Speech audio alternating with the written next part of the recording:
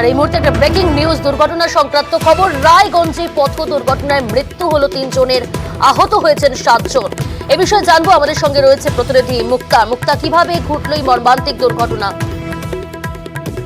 তোমাকে বলে রাখি, রায়গঞ্জের ভাটল থেকে রওনা দিচ্ছিল হরিরামপুরের উদ্দেশ্যে, কারণ পারিবারিক সমস্যার জন্য ওই এলাকা থেকে টাকার সঙ্গে ভাড়া করে 10 জন যাচ্ছিলেন।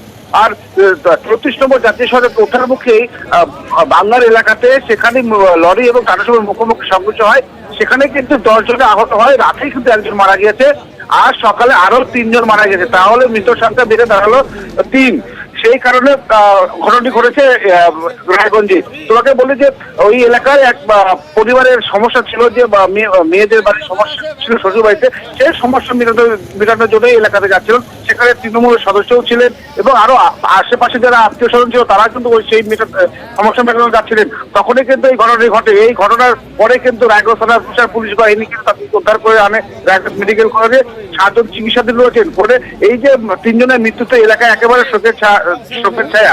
এই ঘটনাকে কেন্দ্র করে চাঞ্চল্য ছড়িয়েছে রায়গঞ্জ ভাটুল এলাকাতে। এবং এই খবর ছড়িয়ে পড়তে কিন্তু সেই এলাকা থেকে প্রচুর গ্রামবাসীরা কিন্তু রায়গঞ্জ মেডিকেলে আসেন তাদেরকে দেখতে, এবং সমস্ত রকম সাহায্য করা হচ্ছে। আরো যে 7 জন আহত হয়েছে তার মধ্যে আরো কিন্তু 2 জন আশঙ্কাজনক অবস্থায় রয়েছে। এখন তারা কিন্তু তাদের যে চিকিৎসা চলছে রায়গঞ্জ মেডিকেলে। এই ঘটনাকে কেন্দ্র করে ভাটুল এলাকাতে শোকের ছায়া। প্রিয়াঙ্কা, ধন্যবাদ।